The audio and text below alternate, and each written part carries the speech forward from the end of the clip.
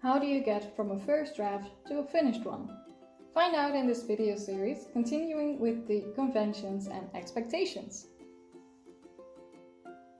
Hi, I'm Iris Marsh, and I help indie authors with their manuscripts so they can publish with confidence.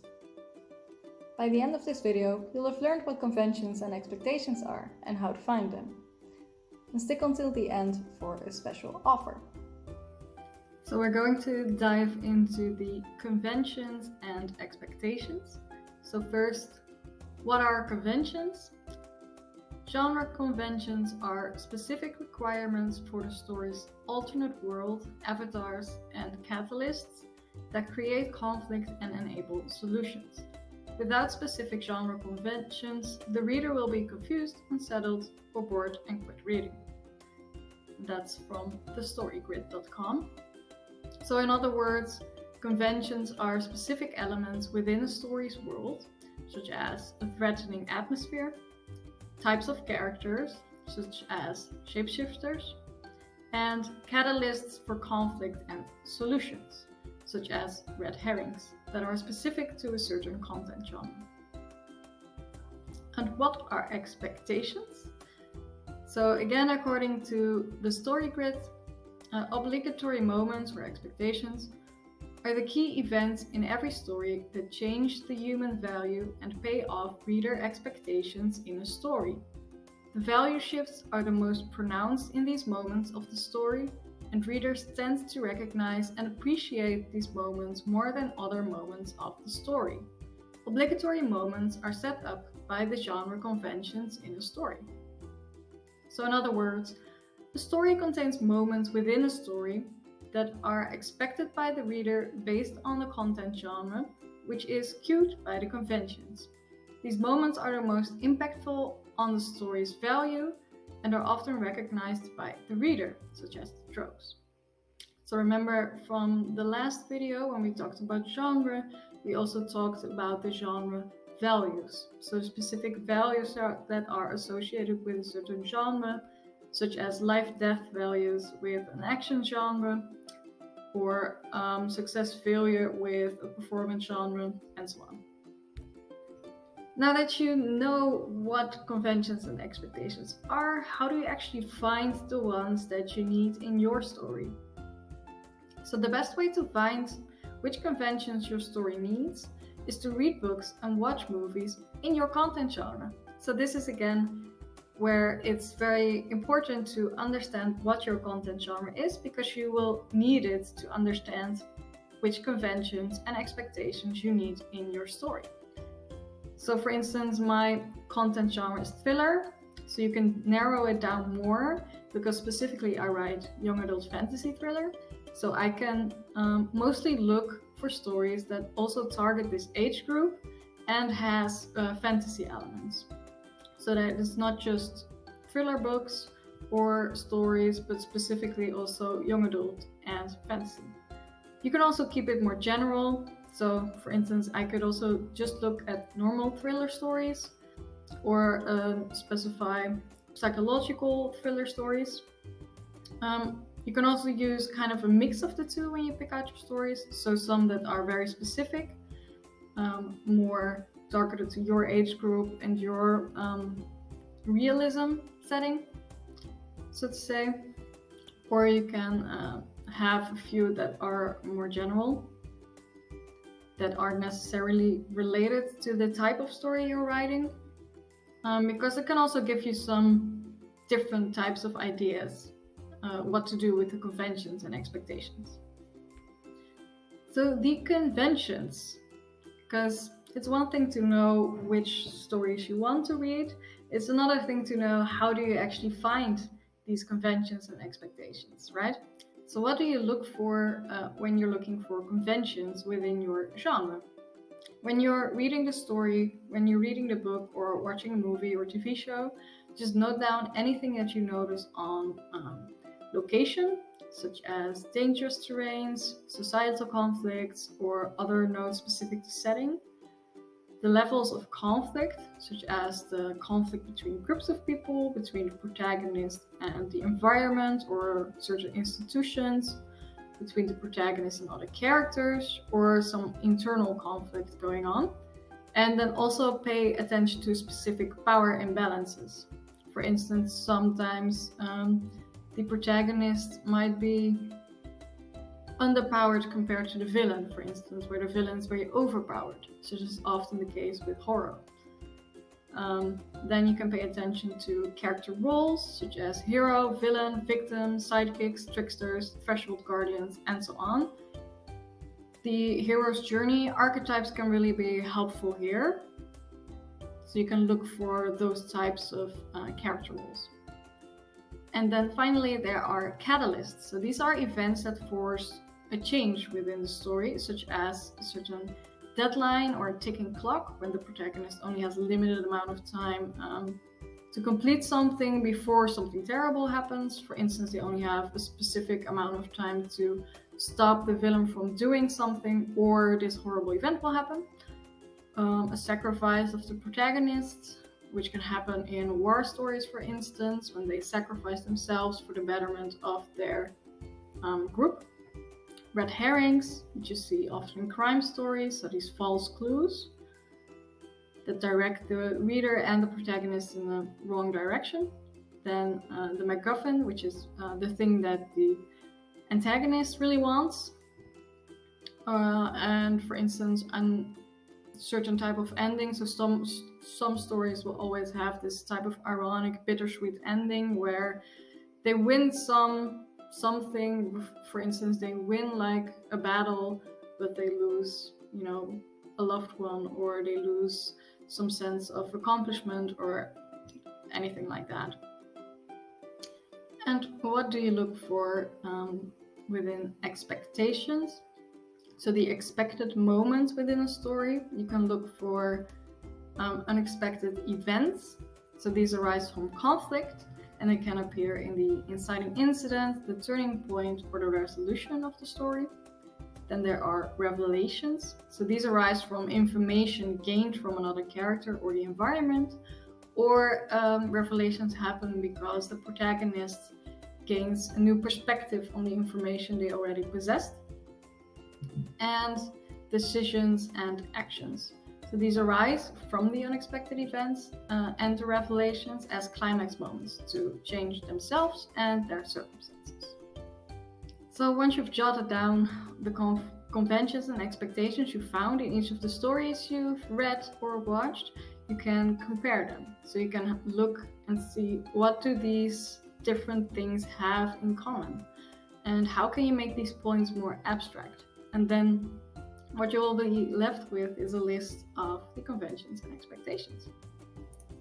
So, of course, it's not that cut and dry. Like, it can be a bit difficult to find them. And if you do want a starting point for your conventions and expectations, the storygrid.com has lists for each genre that has some of the conventions and expectations, but I would still encourage you to do this exercise, right? Read these stories, read these books, watch these movies, and find out your conventions and expectations within the more specific genre as well, because sometimes there are differences also in the execution of the conventions and expectations. For instance, in a crime story, the crime itself is very different depending on whether you're doing a detective story or whether you're doing a heist story, for instance. So it's very important that you also look at the more specific conventions and expectations within the story you're writing. And, preferably you've already figured out the conventions and expectations before you start writing. Otherwise, this is the point where you go look for them. So for my story, I've read Harry Potter and the Prisoner of Azkaban, Legendborn, and The Red Dragon. I also watched Cloak and Dagger, which is a Marvel TV series on Disney+. And apart from Red Dragon, these are all young adult fantasy stories with the thriller content genre. So, what conventions did I find? You will see that there are some there's some overlap with the conventions here that I found and the ones on the StoryGrid website, but there are also a couple of additional ones. So the conventions I found were the detailed and threatening atmosphere. For instance, in Harry Potter, the moment in the train where the Dementors come, and in general, Hogwarts becomes more threatening due to the addition of the Dementors. And this is a location setting type of convention. The MacGuffin, so that's the villain's object of desire. So each villain within the story really wants a specific thing. So in Legendborn, there's kind of two villains, but there's one overarching villain. So villain 1 kind of wants to speed along the awakening, while villain 2 wants that. So they kind of use villain 1 for that. And they also want to end the lines. So that's a catalyst. Then red herrings. So for instance, in Harry Potter, we hear multiple people state that Sirius is the villain. So those are red herrings leading us away from the actual villains. That's the catalyst. There's this making it personal type of thing. For instance, in Harry Potter, it's the moment where Harry learns Sirius is responsible for his parents' death. And then this level of conflict within the story becomes very personal to him. There's a clock or a limited time to act. For instance, in Cloak and Dagger, they have a limited time to stop the mining of this specific substance before it explodes again. So that's a catalyst. Then there's an antagonist that can't be reasoned with.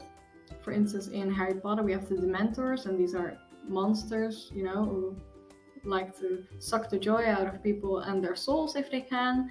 And they don't really care who they kiss, These aren't really the type of human beings or or creatures that you can reason with. And then there's that's a character role. And then there's the shape-shifting character that I found. For instance, in Legendborn, one character goes from being a very helpful and supportive character to being a villain.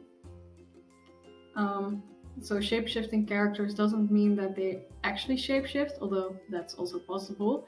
It's more of a shift in roles. Then what's the expectations that I found? So here I found it a bit more difficult to categorize them, but ultimately it doesn't matter too much what label you give it as long as you find your expectations. So again, here there are some commonalities with the ones that are listed on the StoryGrid website, but there are also some different ones that you can make more specific. So the ones I found were an inciting crime with a MacGuffin clue.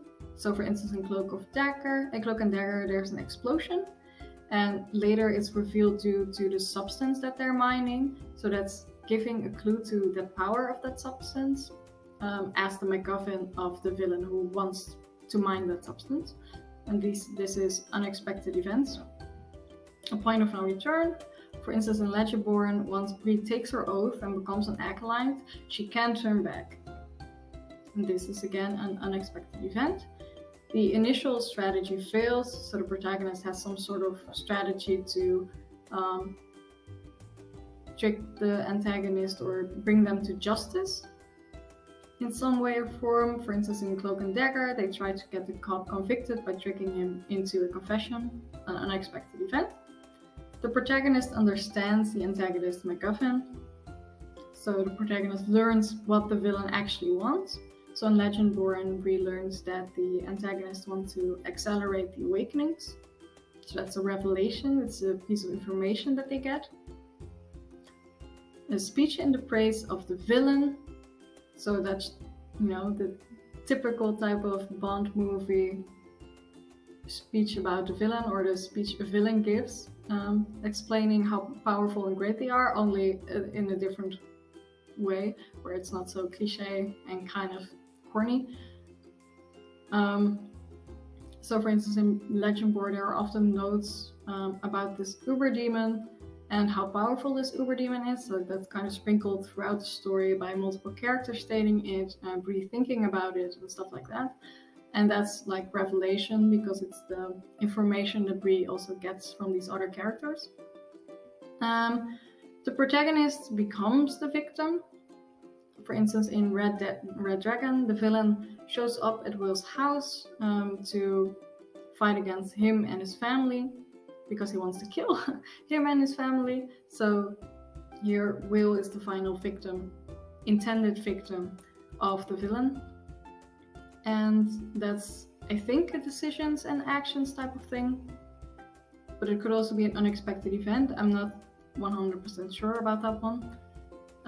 Then there's Hero at the Mercy of the Villain, which is the climactic moment within a thriller story. So for instance, in Cloak and Dagger, Tyrone is held at gunpoint, but he uses his cloak to defeat the cop. So here he unleashes his gifts as well, that he finally understands in some way or form to defeat the antagonist. And this is the decisions and actions, climactic moment. And finally, there's a false ending. So for instance, in Red Dragon, it seems that the villain is dead.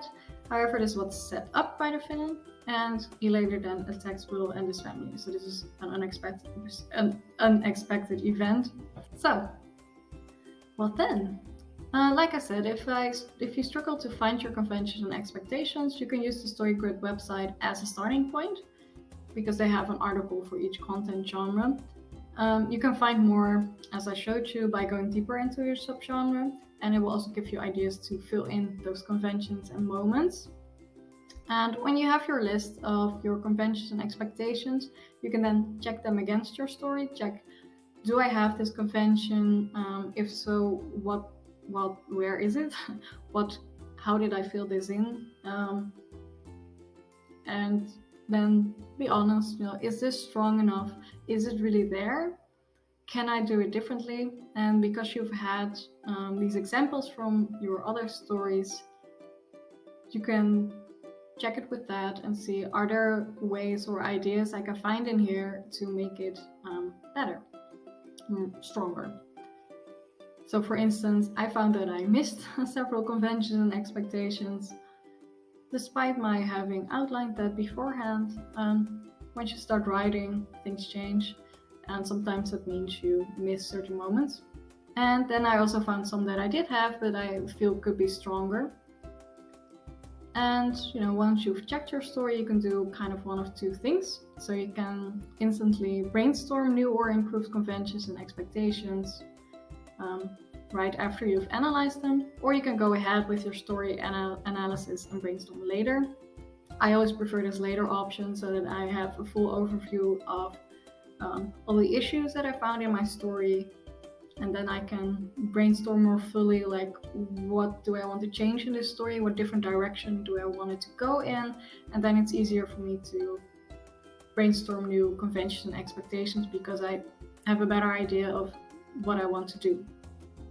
If you'd like some more tips on editing, have a look at my free self-editing course that will give you more tips on the different stages of editing and more information on how you can do that yourself. You can find the link in the description. And you can also get my developmental editing guide where I follow the steps that I teach in this series. And you can get it with a 60% discount if you click the link in the bio and add the code YouTubeEdits at checkout. Finally, if you want some other tips on self-editing or writing, you can have a look at my other videos on editing. And if you enjoyed this video and you enjoyed this series, please hit the like button and subscribe for more videos. In the next video, we'll have a look at POV, goals, and narrative drive. So until then.